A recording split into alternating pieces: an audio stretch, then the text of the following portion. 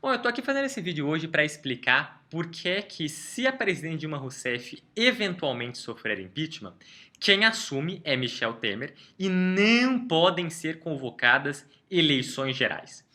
Bom, o G1 divulgou agora há pouco uma pesquisa dizendo que mais de 60% dos brasileiros, 62% para ser mais específico, apoiam ou apoiariam essa suposta ideia de eleições gerais. E eu queria explicar então por que que isso é um absurdo, tá certo?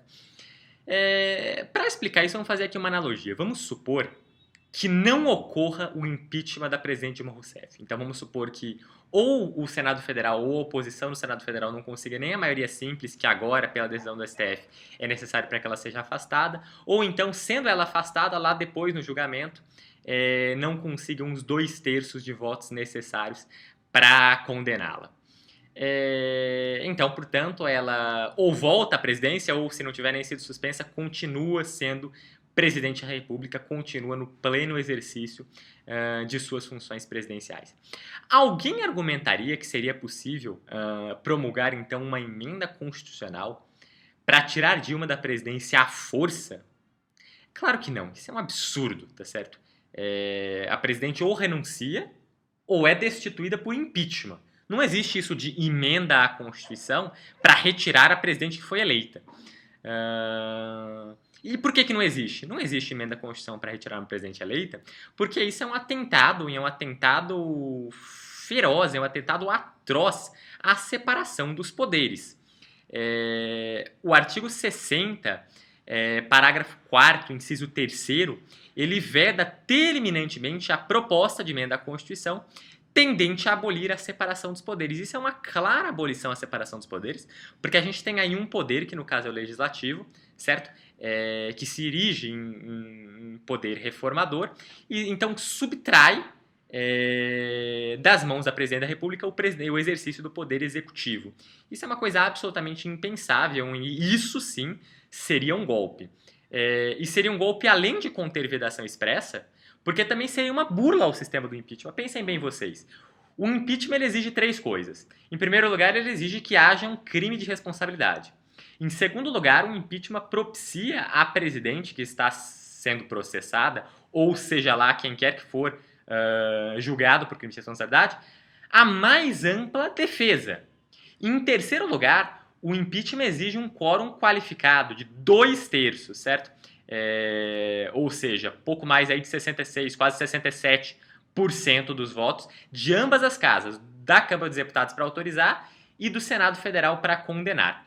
Agora, por outro lado, se houvesse a possibilidade de uma emenda à Constituição para retirar o presidente à força, o que a gente teria? A gente teria uma destituição da presidente sem crime nenhum, primeiro ponto.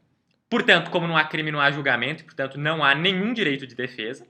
E o pior de tudo, feito por quórum de apenas 3/5, apenas 60%, em vez de 66,6%. Tá certo? Então isso é uma burla, e é uma burla tripla ao sistema do impeachment.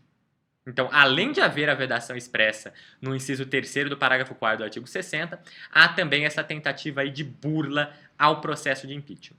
Então, perfeito, acho que estamos todos de acordo aqui que a presidente não pode ser destituída por emenda à Constituição. Ela só pode ser destituída por condenação por crime de responsabilidade.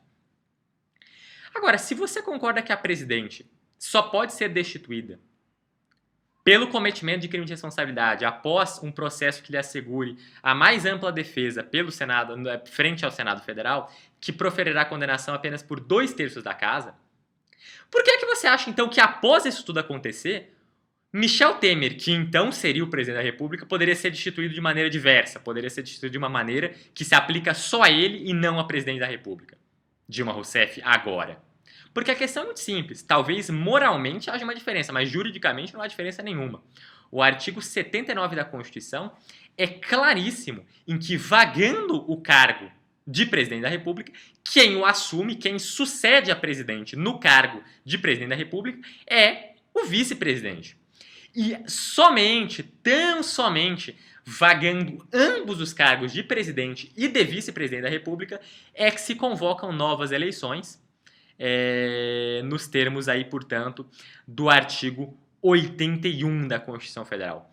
Portanto, é absolutamente inconstitucional qualquer proposta de emenda que tenda a facilitar esse processo para permitir eleições gerais sem que vague tanto o cargo de presidente quanto o de vice-presidente.